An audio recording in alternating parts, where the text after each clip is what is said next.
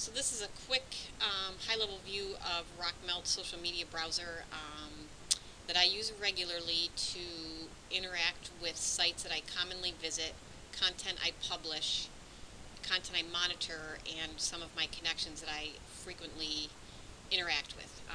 On the left-hand side here are some of my favorite contacts, and I can very quickly, if I want to just have a chat with somebody, I can single click on them. It'll show you whether they're online, offline, or idle.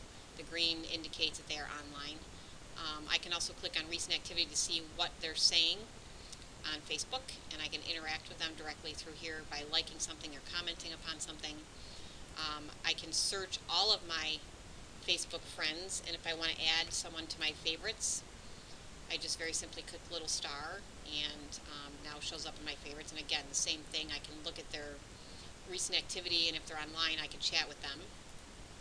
And then over here on the right hand side are all my feeds that I access on a regular basis. And if you're like me, you typically use some sort of reader or browser that pulls all of your blog content into one screen, and on top of a listening tool which will take the aggregate data and really do a more high-level, a more granular, set of analytics on your social media data that you're listening to. You can add feeds that you want to interact with on a daily basis. So I've got blog feeds here. I administer multiple Facebook pages, so I'm able to add single-click access to the pages that I administer, and I can just simply click on it, and it shows me all the latest posts on that particular page. You can also add blog feeds to this. So, for example, I want to add the Marketing Profs blog to my feed. I very simply open the site, click on the Add Feed, and if I go to Enter URL, and then I right-click on the link address,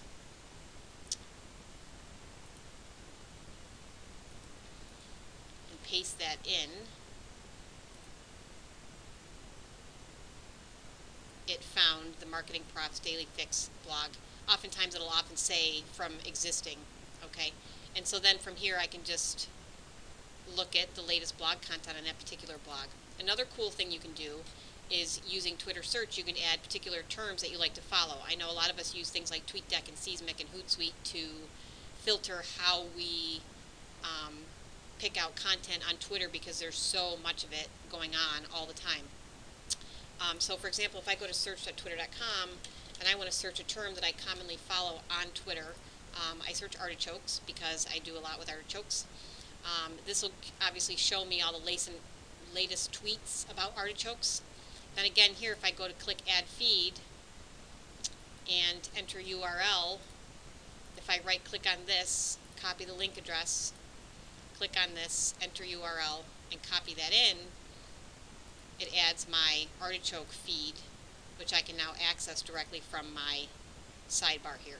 So that is just at a quick high-level view of the features and functionality of RockMelt and how you can quickly, a lot of times single-click, interact with your social networks.